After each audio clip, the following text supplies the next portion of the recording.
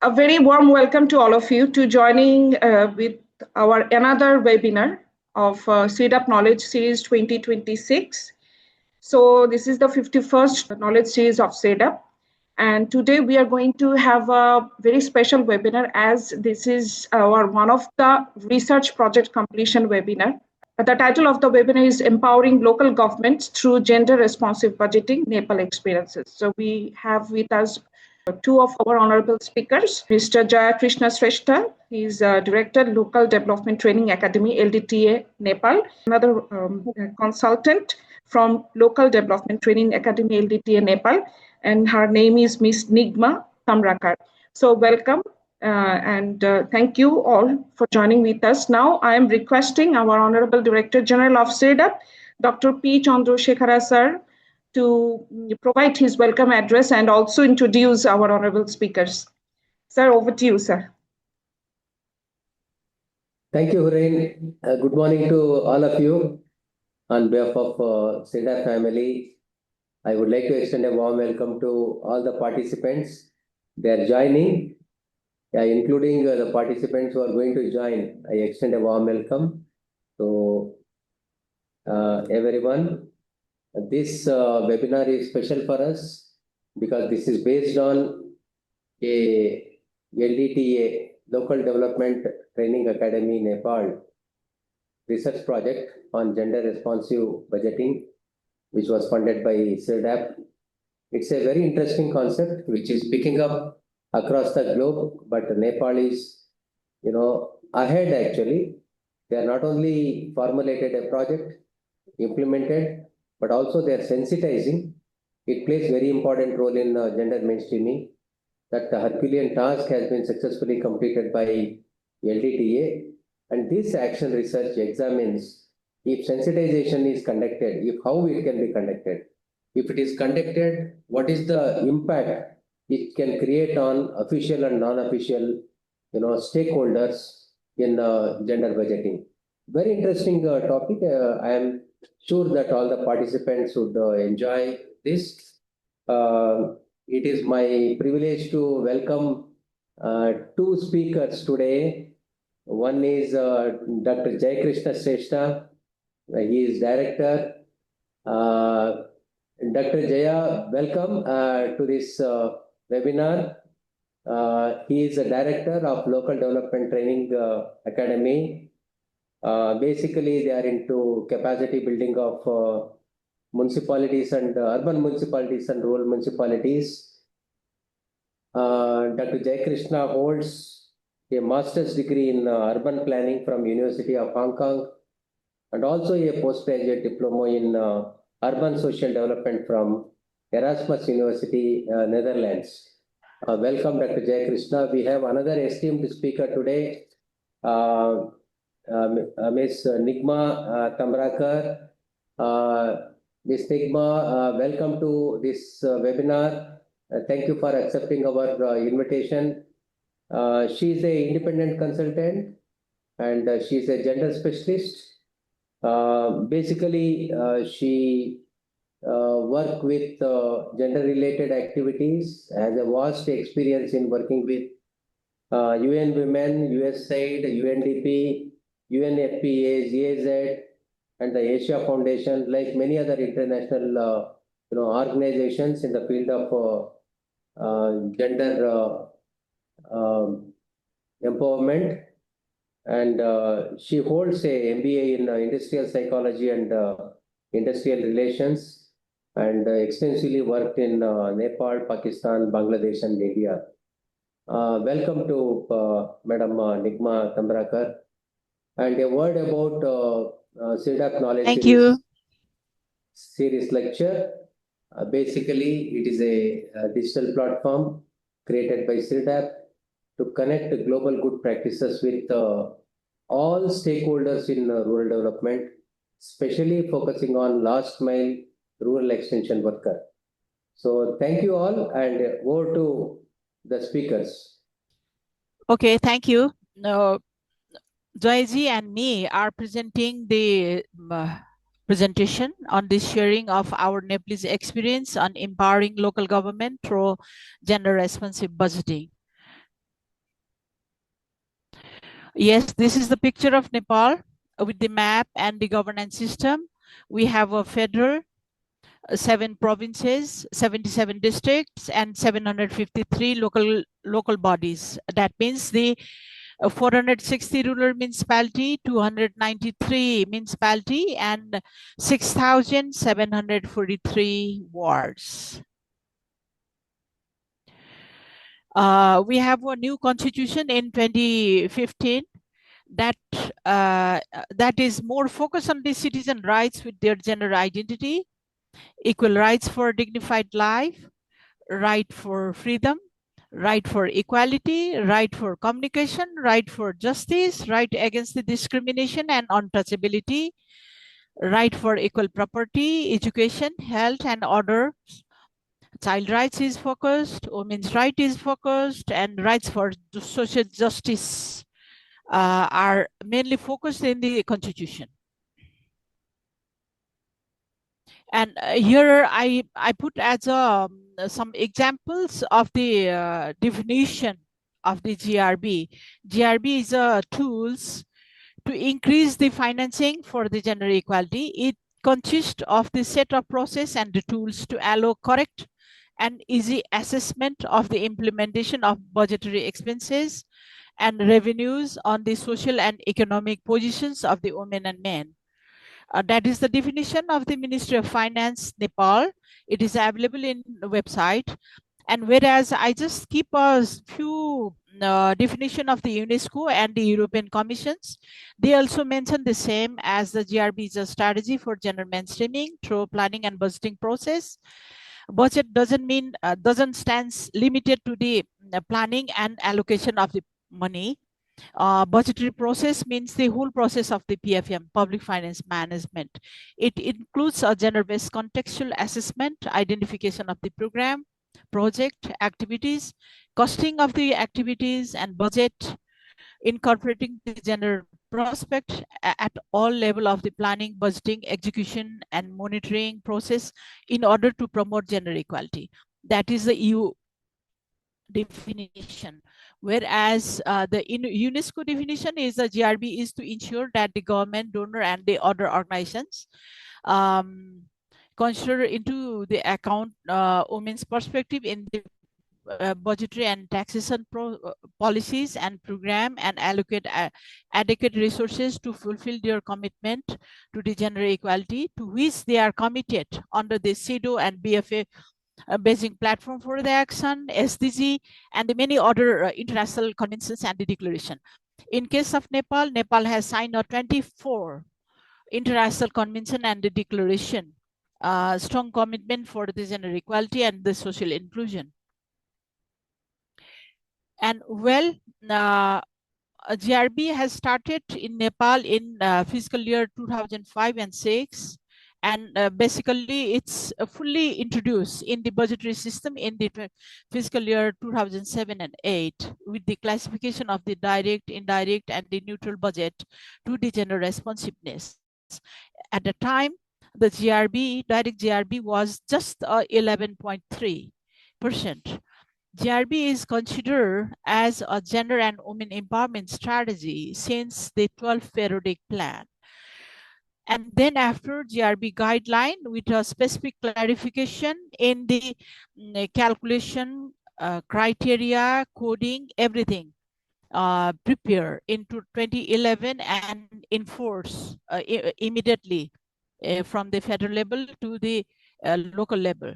GRB committee was formed at the ministry level to strengthen and safeguard the GRB initiation through the institutionalizing capacity development and monitoring since 2012.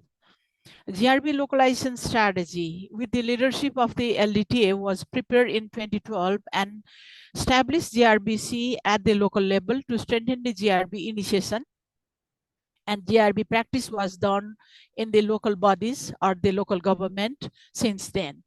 The more now after the constitution, model GRB guideline for the province and local government 2020 was prepared. As the evolution in the constitution, this model guideline is more advanced and has been has been implementing in the LG, whereas province and the federal level, they are still using the GRB guideline 2011. And the major indicators in the federal level GRB guidelines 2011, there are the 5 indicators. The one indicator is women's participation in formulation, the planning, implementation, and monitoring. Here we mentioned the women's participation. That doesn't mean that 100% women's participation. Here we have a description on the scoring criteria that if the 33% of the women's participate in the planning process, they will have an 8 score. And if there is a more than 30% of the women's participation in the implementation, there is a score of 12.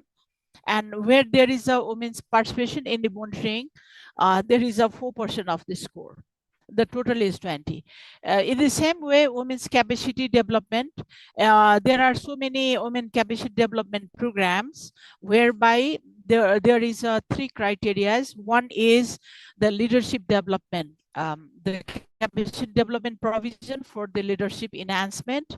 And the second is capacity development of the women in the engagement or the meaningful participation in the program implementation. And the third is the capacity development program itself. The content and the environment should be gender responsive. And third is women's share in the benefit sharing. That is a segregated data on the planning and budgeting and the implementation, monitoring and evaluation, and the benefit sharing, everything. And the same way review and reflection is also mentioned in the 3. And the 4 is wherever the program is launching, there should be employment and the income generation opportunities.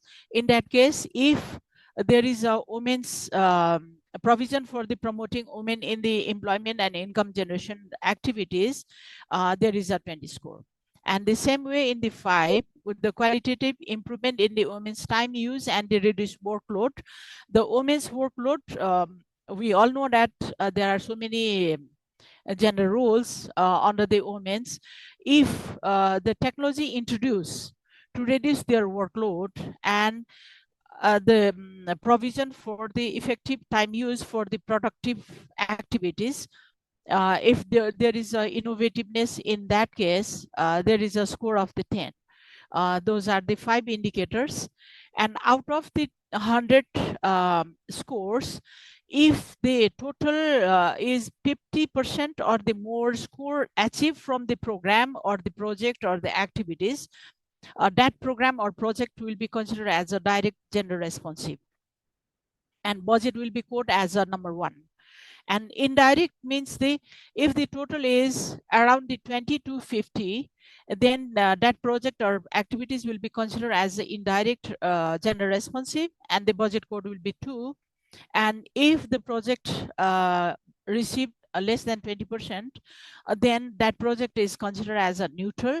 There is nothing about the gender, and the budget code is 3. And in the same way, I just want to portray the whole scenario of the budget scoring in Nepal. The initial, I just mentioned that when we started that time, 11.3% the direct gender responsive, and now we have a 44.26% direct gender responsive this year, and 28.4% indirect, and 27.32% neutral. This is the whole scenario of the Nepal in the gender responsive budgeting. And in the same way, for making a more proactive and the effective implementation, Ministry of Health and Population has developed their gender responsive guideline applicable for the health sector. And in that case, they consider the 5 indicators the same, but the scoring they keep different as their requirement. As a number 3, they keep a 45. Number 4, they keep 10, and the 5, they keep 5. Because when they review the process, they thought that the health activities can't promote the employment and income generation activities. In Nepal, the most effective activities is the female community health worker. They are not paid, they are working in the volunteer, but very effective way. In that case, the empowerment level is high, but they can't give employment. So they reduce the 10 and increase in the 3, indicator 3. And the qualitative improvement in the women's time, what they said is they provide a very good healthcare center, healthcare, and it improves the life of the women, but that doesn't decrease the time use and the reduce workload. So they keep a decrease in the 5. And in the same way, we have another guideline. I already mentioned that GRB guideline for the, this is model guideline for the province and the LG, that is 2020, and which is effectively using in the local government. And in that guideline, there are 2 levels of the GRB calculation. The first level, the detailing activities of all the projects and program, and based on the activities objective, that activities will be categorized in the specific, supportive, and the neutral. The specific means the directly benefit to the targeted group. Supportive means the context and the support and the environment support, and the neutral is nothing, right?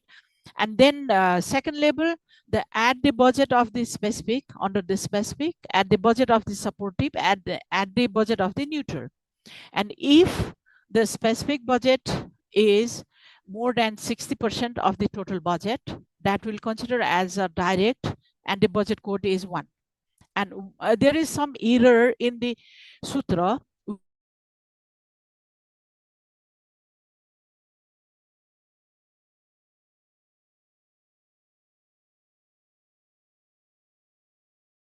And there is a specific, but when they will make a enter in the sutra, they will make a direct. The budget code is 1. And in the same way, if the sum is less than 60 or the more than 10%, that will be considered as an indirect, and the budget code is 2.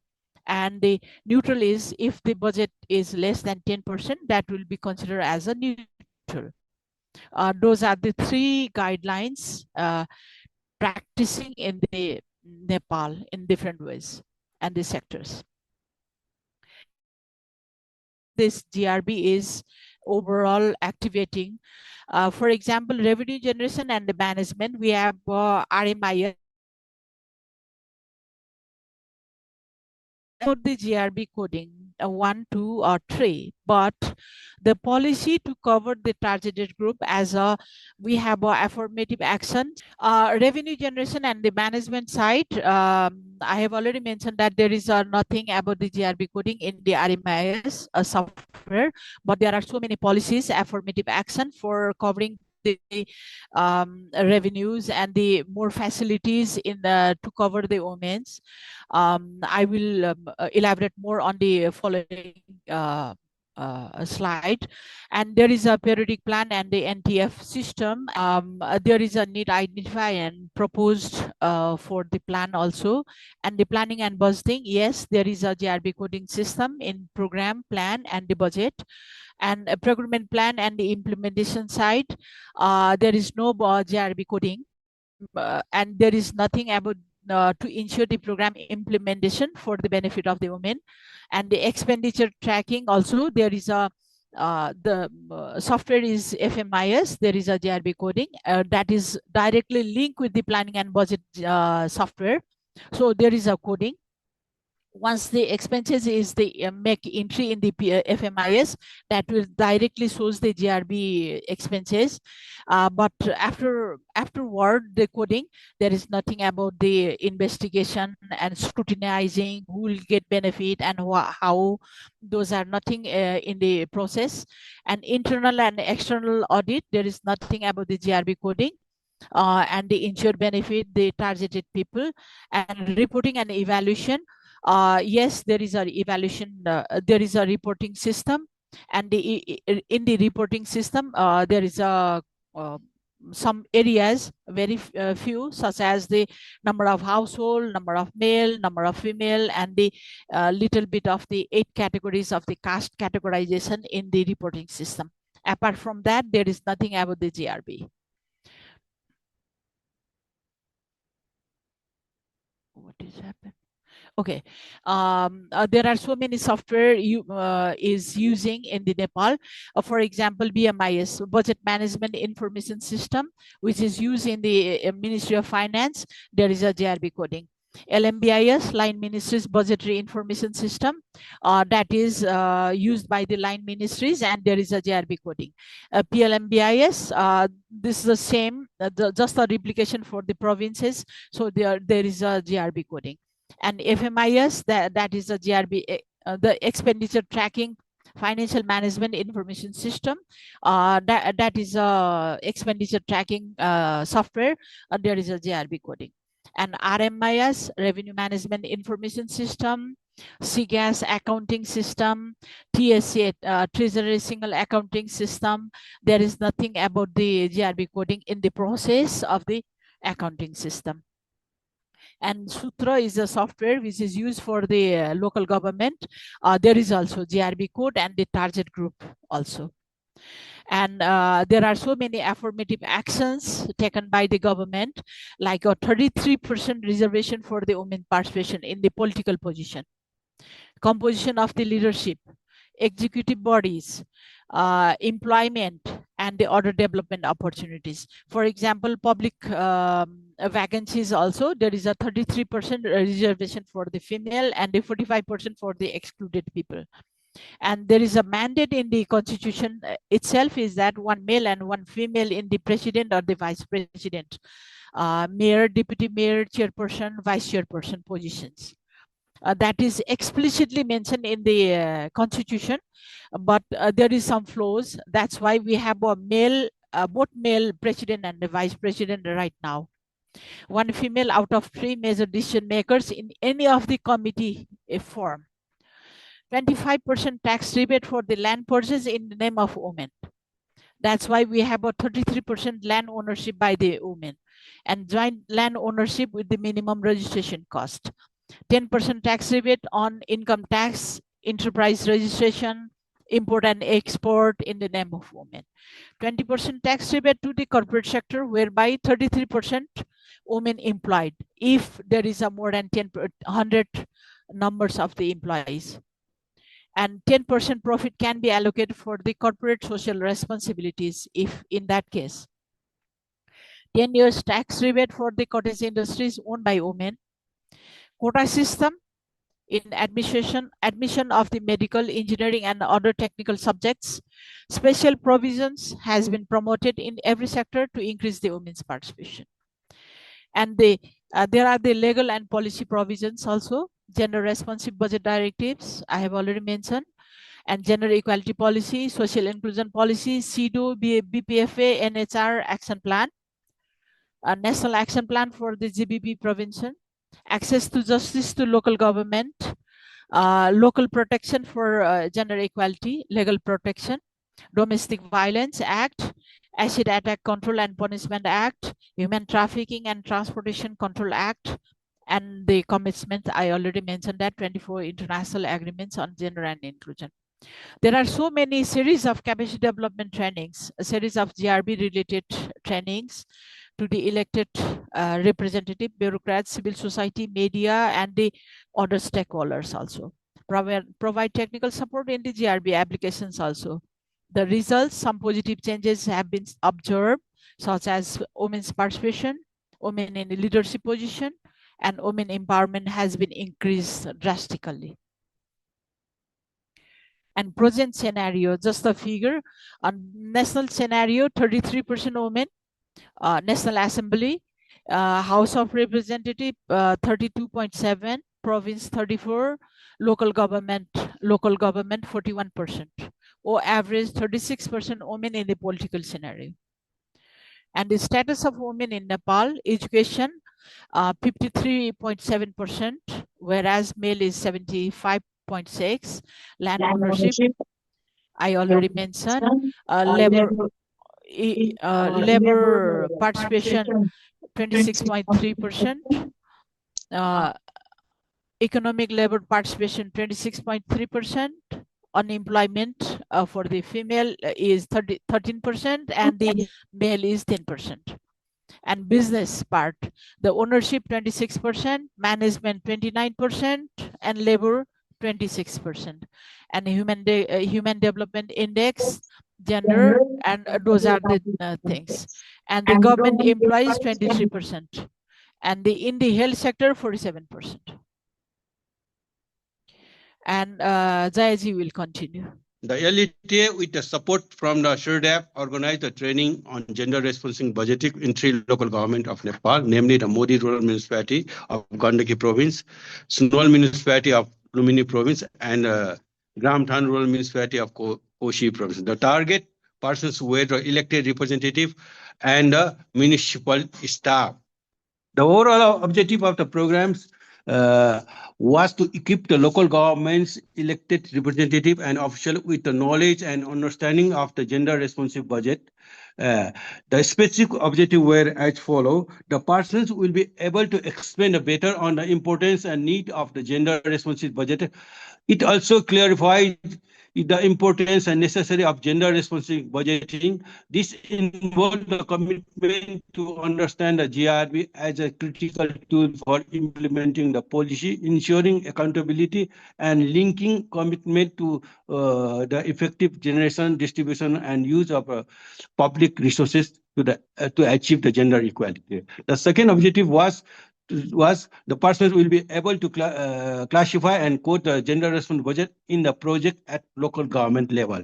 The last one is the objective was they will be also able to understand the JC audit process at local government. This objective sought to familiarize the persons with the concept and methodology of the JC audit, which is crucial for measuring the status of JT concept and implementation in the service delivery, identifying the strength and weakness, and establishing institutional. The training methodology was participatory, utilizing adult learning such as the lecture, brainstorming, group exercise, and question and answer.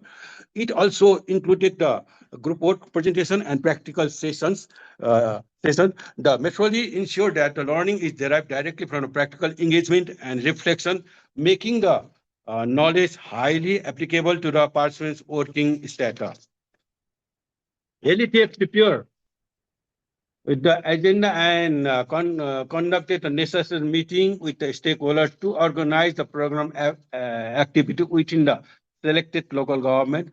This preparatory step ensure local readiness and logistic arrangement for the planning process. The key outcome, there are altogether 117 participants actively engaged across the 3 local government training, namely the Modi Rural Municipality, Sunwal Municipality, and Gramthan Rural Municipality. The diversity of the participants, including the mayor, chairperson, deputy mayor, vice chairperson, chief administrative officer, ward chairperson, and different staff, ensure that the institutional knowledge across both elected representative and staff were strengthening. The training was also highly rated, with Sunwal Municipality recording the highest overall evaluation score, IT 5.23. To measure the effectiveness of the training, pre- and post-test questionnaire were conducted. The result demonstrated a substantial increase in knowledge and skill related to the GRB among the participants. The average post-test score is more than double the average pre-test score, signaling that the training, content, and methodology successfully convey the GRB concept and tools. The consistency of the high post-test score confirmed that the objective, specifically the ability to explain GRB, necessary and apply coding and classification were successfully met during the training period. The participants' knowledge and skill on GRB formulation, coding, and classification were enhanced. As per the model GRB guidelines for province and local government 2077, they learned to classify project into 3 categories based on the percentage of budget benefiting to the women, which is already mentioned by our colleagues. The participants also learned to identify the 5 main JC audit indicators: policy plan, institutional arrangement, capacity building, service delivery, and good governance accountability.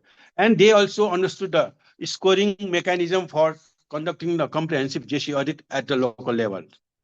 The participants also expressed commitment to implement the learned GRB, coding and classification knowledge and skill in their annual budget and programs. During the training period, the consensus was reached that GRB classification and coding should be formally implemented in the local government's annual budget and program document before submission to the local assembly.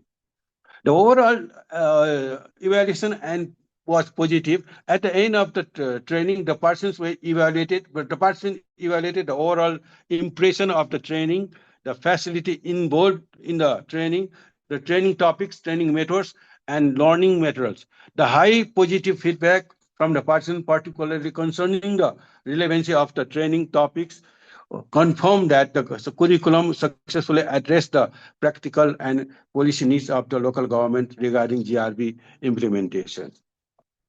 As we already mentioned that there are altogether 117 participants, including the mayor, chairperson, deputy mayor, vice chairperson, and chief administrative officer, ward chairperson. Out of 117, there were 41% female, which is approximately 35% of the total.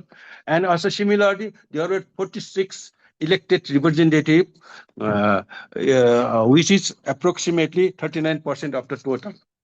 To measure how much participants' knowledge and skill related to the gender-responsive budgeting increased from the training, pre- and post-training questionnaire were asked to ask.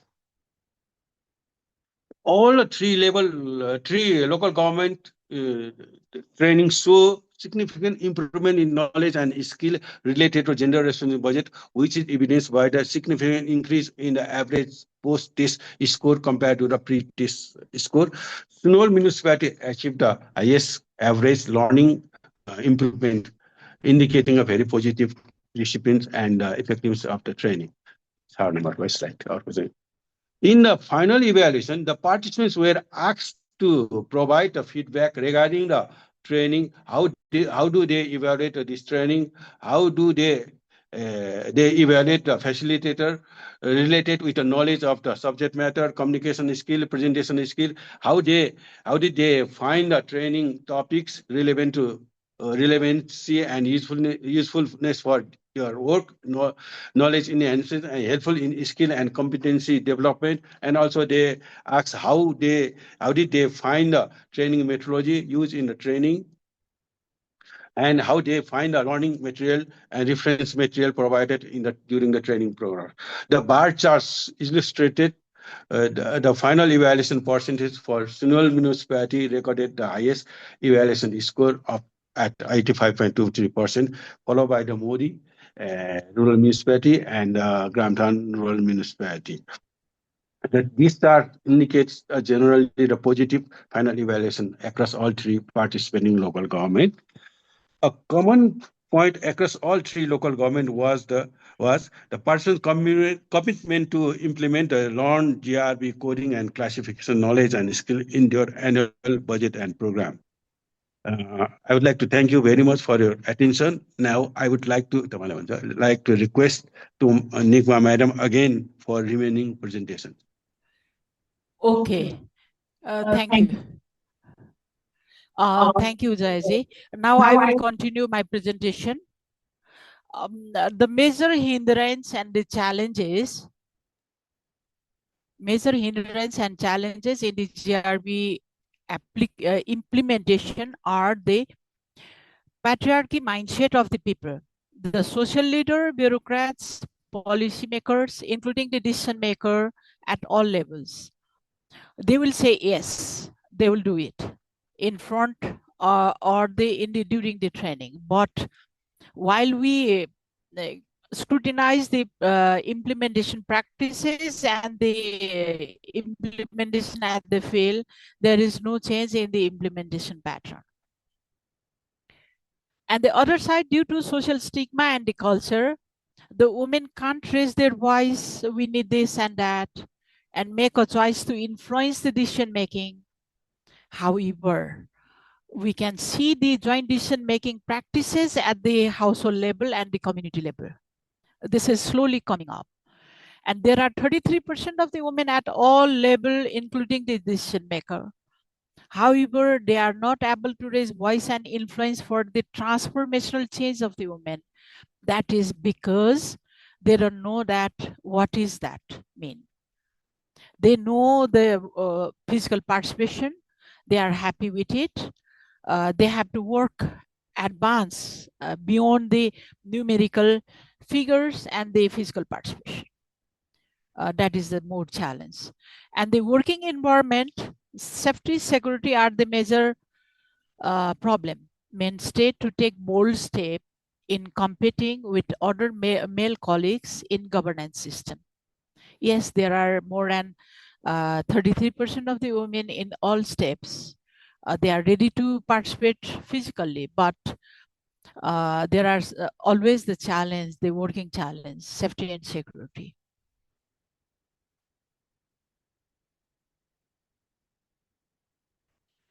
And the other is gender role of the women, push them backward for giving a time for care working, domestic responsibility, rather than they focusing on the career growth like the male. Women often have less access to the digital information, financial resources, and the business opportunities. Few women are promoted in the leadership role. However, they face bias, demoralize, and the lack of mentorship opportunity. Domestic violence, workplace harassment, sexual violence, and the gender-based violence limit women's mobility, safety, and mental well-being. Limited access to economic development, education, healthcare, and other resources affects women's mental health, physical presentation, education, economic growth opportunity, and their overall prosperity. And the conclusion, knowledge and skill on GRB. There are limited staff available in the local government. We give a training for them, but out of that also, they have a limited knowledge and less motivated to work on gender and the GRB. Planning and budgeting. Limited follow-up of the GRB tools and process in the planning and implementation, monitoring and reporting.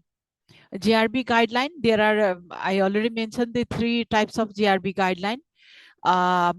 Those are different in the indicators and the calculation also, that make them confusion, and lack of those guideline doesn't give a holistic figure of the GRB of the Nepal in the GRB allocation and the reporting pattern. GRB code are limited in numerical figures, however, not practiced in implementation. Participatory follow-up is limited, and monitoring is limited, and reporting at all level of the government are very limited. The monitoring, no monitoring and impact study have been conducted in the lives of the people, especially women, people with disability, and marginalized community from the GRB applications. There are some vivid changes in the GRB application, such as women's physical participation. They are able to raise their voice and choice and influence to the decision maker.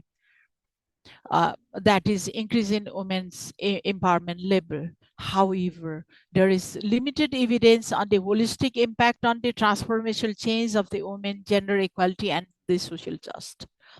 There are some recommendations we propose, like GRB analysis should be included in from the beginning in the designing of the project and program, as well as now the project bank practices coming up.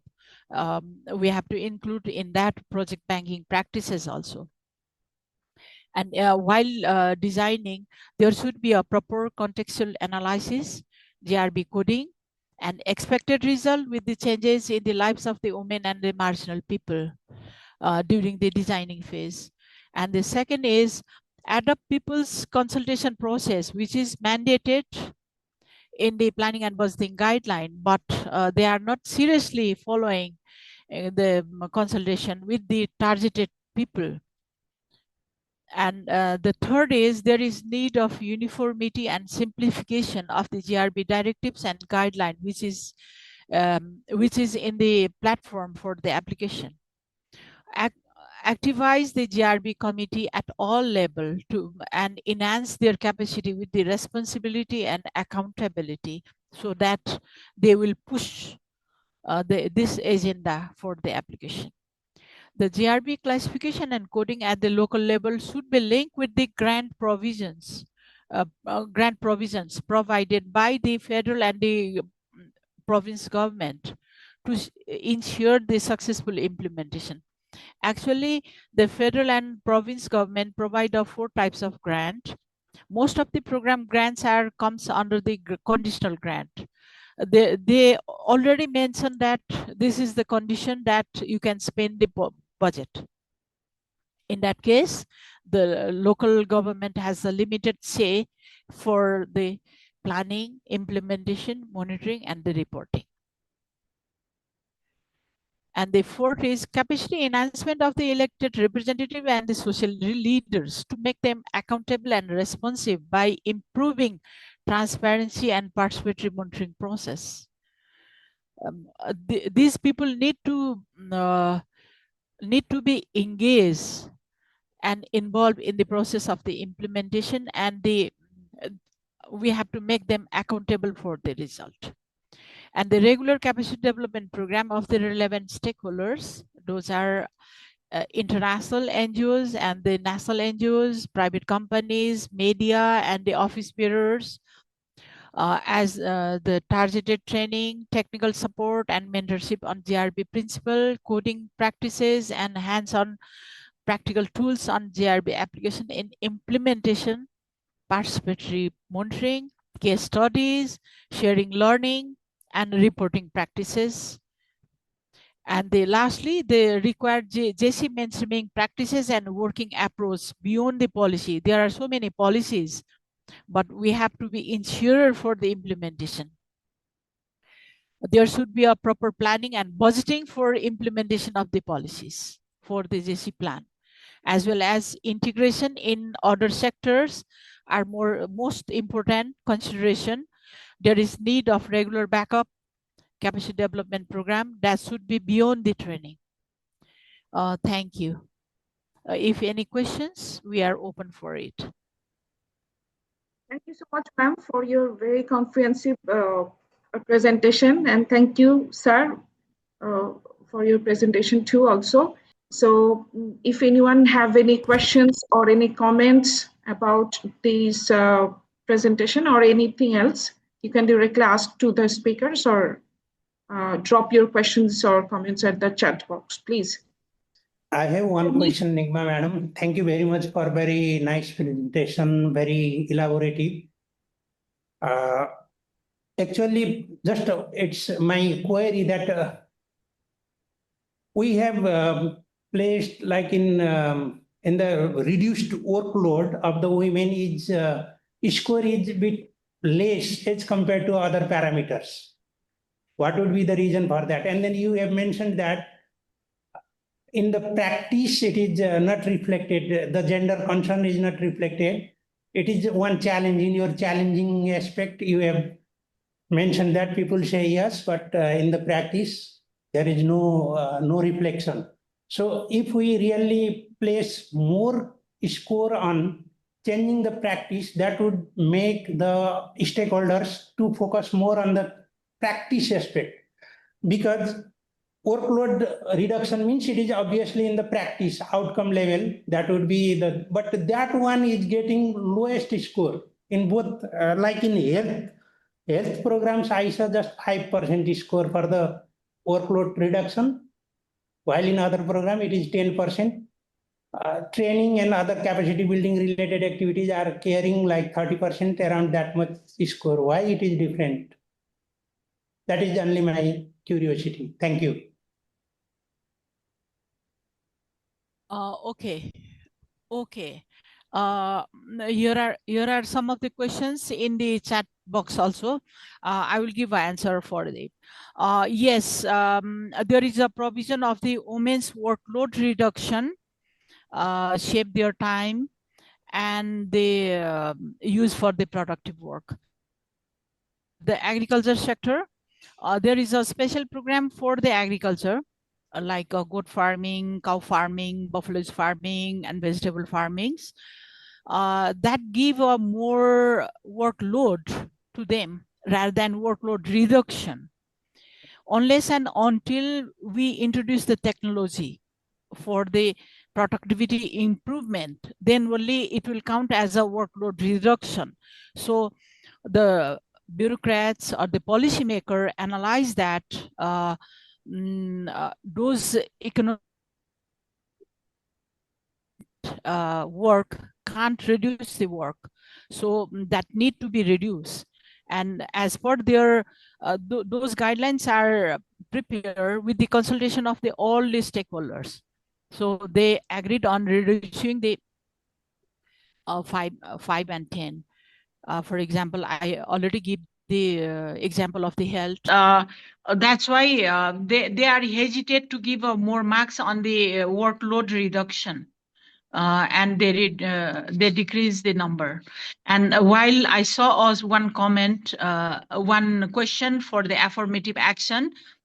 Yes, government introduced different policies on the affirmative action. For example, 25% tax rebate on the land registration in the name of the women. Yes, before we have 8% of the land owned by the female. Now we have about 23% land owned by the female. That is a numerical improvement, whereas the decision making, while they want to sell the land, they need to take a consent from the male. That is the another part of the empowerment level, but there is there. And in case of the 10% tax rebate in the enterprise registration, now the female name female are coming up in the enterprises. And the 33% women in the government service holder and the other things, that is also vividly increasing. It can be shown from our status of the women figure that there are some changes in the women's participation level. Thank you. Actually, I'm so happy to present this session. Actually, I am from Bangladesh, and I am working many years for women economic empowerment related activities. So the challenges you have mentioned, and we are also facing such types of challenging, and also allocating budget for gender perspective. It is also sometimes challenging. So actually, I would like to have some more clarification regarding that. The investor sometimes would like to invest where they can see the quick return of that particular investment. So the local government, actually, they say yes, but they don't practice it in reality. So I would like to know that, have you, in your capacity building initiative or in your intervention, can you make realization among the local government that actually what types of return they can get if they invest budget for gender-related activities? So that thing, have you tried to mention or make realization among the local government? Then they will be motivated. Yes, if this is the benefit, we have to invest. Yes, we did. And we are trying very hard for the investment in the gender equality and the investment in the women. But the social stigma and the working morality of the government, that doesn't give more flexibility for drastical changing in the working pattern and the implementation. For example, they will have a budget of 5 lakhs rupees, for example, right? And they have to close the budget by the 25th, let's say it's 10th of July. and they came to know the budget is available in the June mid or the June end. And in that condition, the bureaucrats can't go to the remote area and convince the people to get a proposal, and the NGOs or the CBOs or the women's group, they need to prepare a proposal, and they will come up with the agreement, and during the agreement they have to submit the good for payment, and then only they can work. In such a bureaucratic process, it's very hard to bring the marginalized people and the women from the remote areas to bring in the mainstream. And yes, there are so many women are coming up in Nepal, but when we will look at the women with the intersectionality, there are so many layers of the problems in the women empowerment and the women involvement and the engagement in the process. So Nigma, thank you so much. So I'm from GIZ, from the health project. Marion, the okay. Gender strategy in the health sector, and we are working also with Nigma in 6 municipalities in Sudopashina and Lumbini. We have also some of our civil society organizations implementing partner here in the call. And I was just, because you mentioned this challenge that yes, you can do trainings to decision makers and civil servants. And as I learned, there were a lot of these trainings done already, also at local level, but in the end, it doesn't it doesn't lead to real change on the ground later on because of this challenge that there needs to be also a mindset change. And I guess the GRB trainings are not designed yet in a way that one also works on this mindset change. And maybe they also cannot. I mean, you cannot expect all the solutions from this GRB training, and the technical part takes already a long time. Or much effort to include in a training. But I was just wondering whether you have already some lessons learned from previous trainings, or also some advice on how trainings can be adapted to maybe tackle this part a little bit. Previously, it was now said, okay, one can, for example, show the advantages and the benefits of applying GRB. But is there also roles for civil society, and what needs to be done also before and beyond these trainings to also work on this mindset change? Your concern is very much valid. We are trying to change their mindset, but their priority is always in the infrastructure.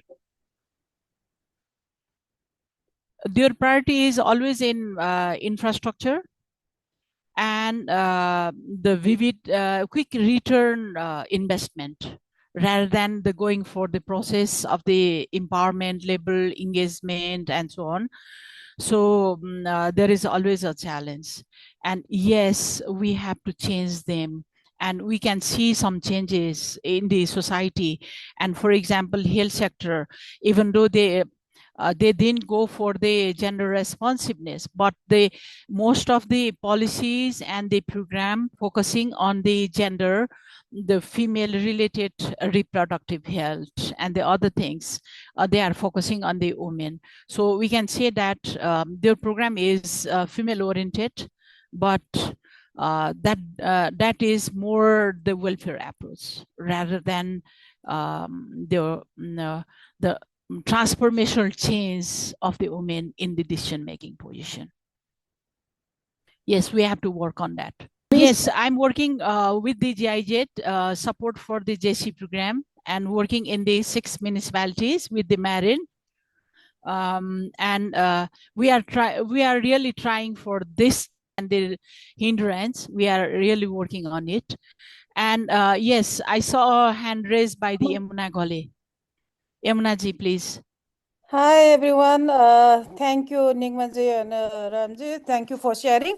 Just on the question, two issues. One is GRB. We have been practicing since a long time, but unfortunately, we are not, meaning that the practitioners, especially the local government, provincial government, and the federal government, they are not using this tool as a steering for the steering purpose. They are just doing it for the sake of doing. This is the unfortunate reality. This is the first thing. The second thing is about now in the recent days, the government has not made it mandatory. This is another backlash for us. This is the second thing. And the third thing is about the mismatch of the different policies and guidelines, as Nigmaji rightly mentioned. We have applied Sutra, but it doesn't consider everything into it. And so there are lots of issues around it. It's just because of the patriarchal mindset. Even the women candidates, even the women representatives who are there, but the mindset is patriarchal. That's why it's very important for all of us as a network really work on it and then promote as a kind of steering tool for me, because at the end of the year, fiscal year, the GRB has to be used as the finding has to be used as a steering tool to guide for the next year planning process or the rolling planning process or the designing the framework. So this is where we have to really advocate for. Thank you, Nigmaji. Thank you, Ramji. And thank you, everyone. Not to do it as for the thank sake of you. doing Thank it. you, Yeah. Emnaji, for your point which you raised. Okay. In the GRB practice in Nepal, we are just focusing on the planning and budgeting at the ministry level, and the planning and budgeting at the division of the planning and budgeting of the different sectoral ministries, and the planning and budgeting of the local government and the province level.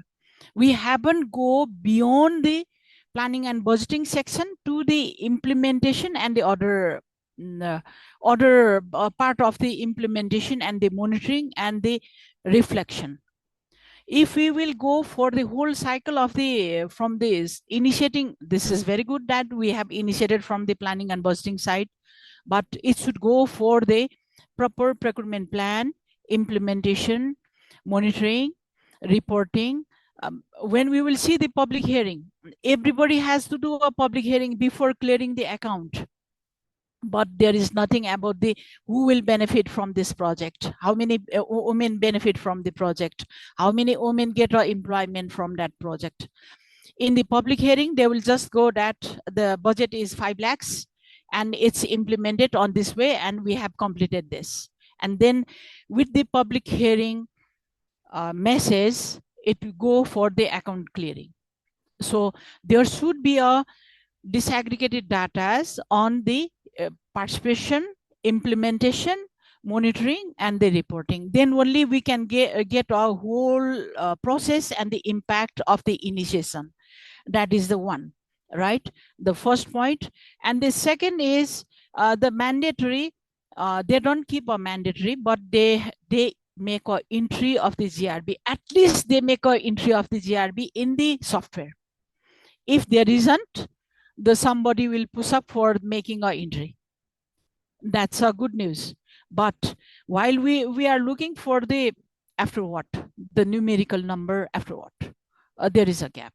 And in that process, we have to, the INGOs, the working groups, and everybody's, we have media, social leaders, we have to work on where you spend that money. You have allocate 100 lakhs, 100,000 rupees, right? Okay, 1 lakh rupiah.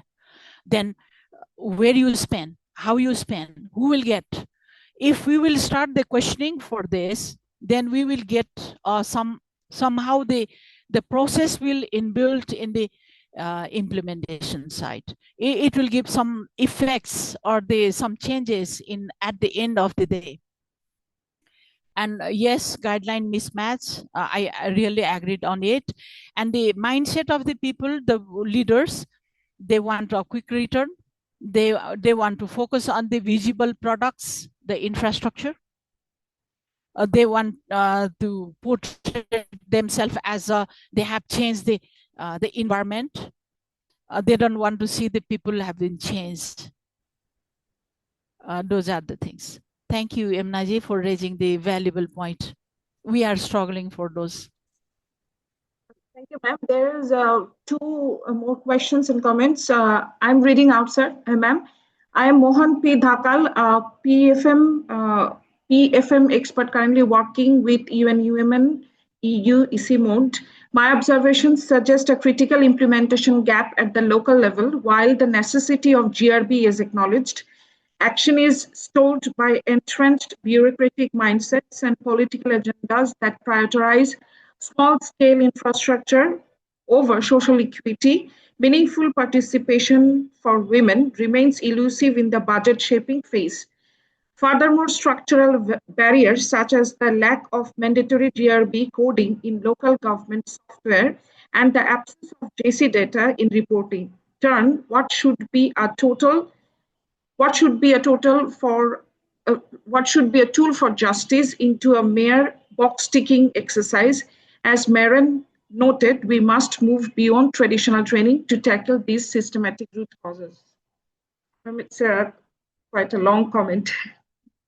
Thank you, Mohanji, for raising this question. This is the major problem. This is the major problem. The many organizations are giving 2 days or 1 day or half day training on the GRB, that how the project is categorizing or direct or indirect or the neutral. And as per the training, they will make a tick on the project, direct or indirect or the neutral. Even in Sutra software, that is not complete. As per the guideline, the Sutra, the software itself is not complete. And the mindset of the people when there is a guideline in the planning and budgeting guideline whereby the local people will be involved in the process of the planning. But the ward chair or the political leader or the bureaucratic, they always in time public consultation, the marginal people voice, and whenever we ask, we know it, we know their problem. This is the way of their answering. And they are very much committed for the women. We know it, we will do it. And in such cases, what can we do is the NGOs, INGOs, civil society, those stakeholders should be involved in. Ma'am, we cannot hear you. Your audio, please.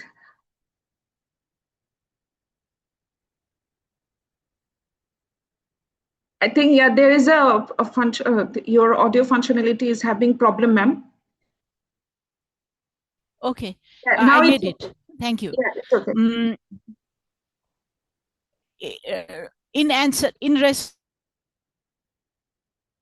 There are so many stakeholders, concerned stakeholder, and that should be active in the process of planning and implementation and the monitoring. If there is a gap, those stakeholders should raise the voice in the public audit, or they can bring those implementers in the public audit platform and the publicly and raise the issue. The other stakeholders should be actively involved. And that is the way of implementing the things. Otherwise, if we will see the commitment from the political parties or the implementer, then that never comes up. There's another question from another MOU partner from Myanmar, GLAD. The question is, do you think it is possible to make awareness raising firstly to the government staff to understanding the importance of GRB and implementation? There were series of awareness and orientation training program before the planning process. And we conduct from the Ministry of Finance, from other development partners, and many more organizations conduct the awareness program on the GRB. What, why, and how, but that doesn't work. only possible is the civil society should make them accountable, pressure them for doing the right things on the right time to get the benefit for the people. From Dr. Sangram Lama. Hi everyone, namaste. Great to participate to this important topic. My observation, yes, there is a mindset issue, but we as a GRB training or DPs, we are also responsible. There are so many issues and challenges here. For example, we go there with different approaches. Example, some advocate and practice GRB guideline 2079 and some advocate provincial and local GRB model guidelines 2077. Do you agree? Mindset is one thing, but there should be another approach also for making them accountable, or they pressure them for implementation, the GRB approach and tools. If we will pressure them for the application of different tools at the different times, then that will work for the proper analysis and implementation. The training 1 day, half day, or 2 day GRB training, that doesn't work. That give awareness and sensitization and enhance their knowledge, not the skill. Thank you, ma'am. Thank you. Now I'm requesting our Honorable Director General of CIRDAP, Dr. P. Chandrasekhara sir, to make his valuable comments and provide concluding remark. Yeah, thank you. First of all, thanks to both the speakers, Ms. Nagma and Nikma and Dr. Jaya Shrestha, for introducing this very interesting concept of gender-responsive budgeting. Beginning is made, beginning is half done actually.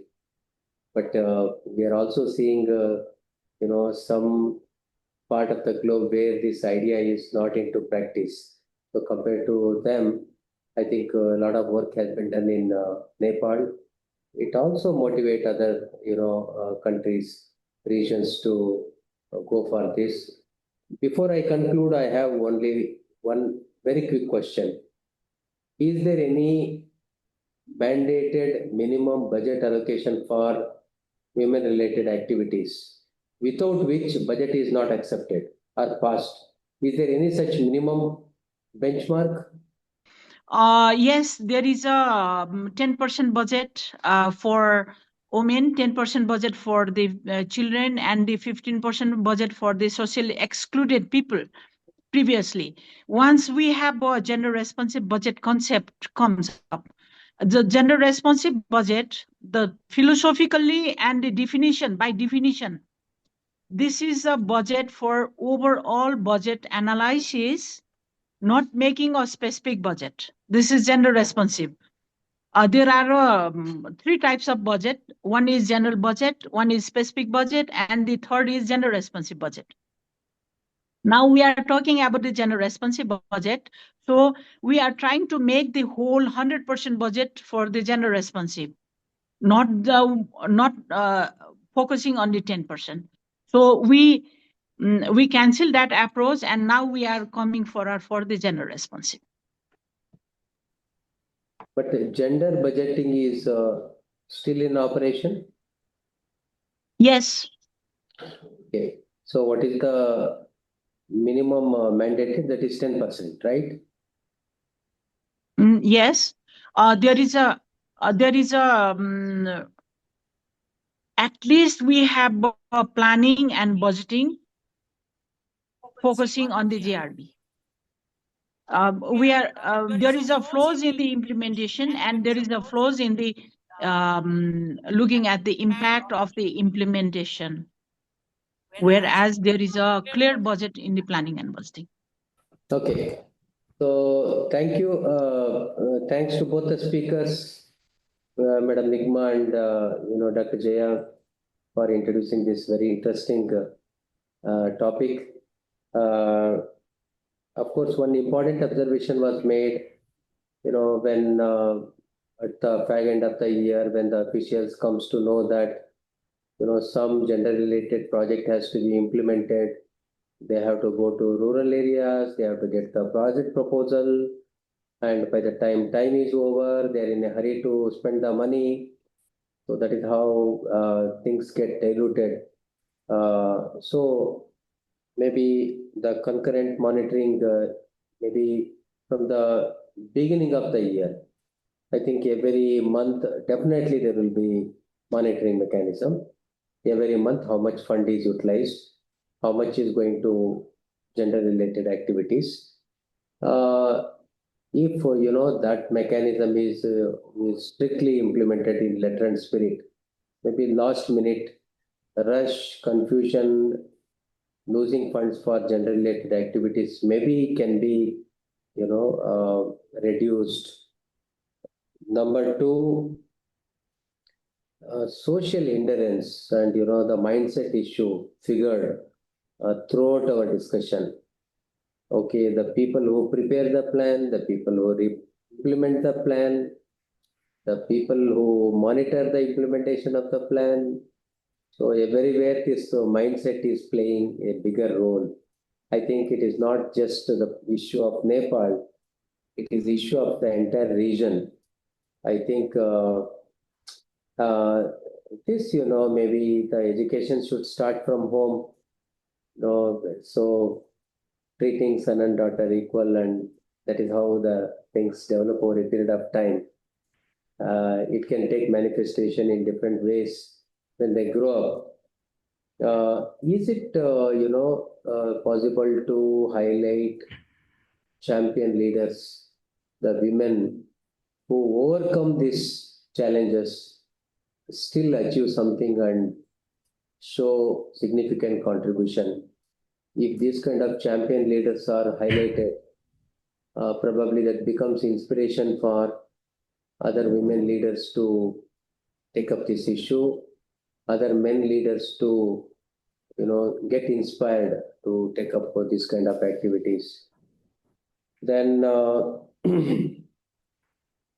Gender-Responsive Budgeting Guideline, it is 2020. This is in operation. Maybe after 2020, I think for 5 years we have completed. Now 5 years, we might have accumulated very rich experiences, which can qualitatively bring changes in the guideline itself. Minor modifications, but very critical changes based on our experiences. So I think that kind of, maybe updated guideline, not only beneficial to Nepal, but beneficial to the entire region. CIRDAP deals with Asia and Pacific, of course, 15 member countries, but when we look at, gender-responsive budgeting process, it can serve as a benchmark, it can serve as a guidepost. If it is updated, probably it can help even other countries in the region in a better way. But there is always a scope. We can also bring in international experiences and make it more acceptable to rest of the world. Finally, I must compliment Nepal for women representation is at 36% in National Assembly and in local institutions. This is not a ordinary achievement. So my compliments. Thank you very much. Thanks to all the participants. Over to Hurain. Thank you so much, sir. Thank you, ma'am. Thank you, Nigma ma'am. Thank you, Joya sir, for giving us this opportunity to listen to you. And thank you all for joining us.